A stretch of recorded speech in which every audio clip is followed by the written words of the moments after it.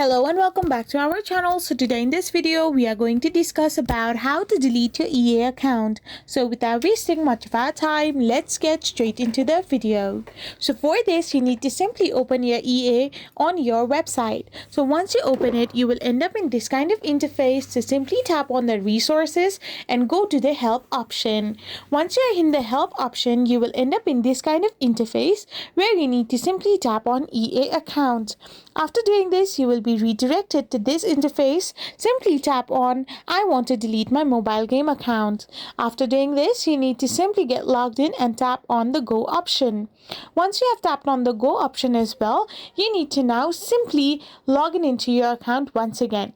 Once you have logged in into your account, you can simply write an email to them about which console you want to delete, and you can simply send them a chat about why you want to delete it, or you want to simply start a chat with them. After doing this, you can find their bot right over there, and this is how you can simply delete your EA account. I hope you found this video helpful, so don't forget to hit that subscribe button and do give us a thumbs up. We will be back again with more informative videos. Thank you for watching.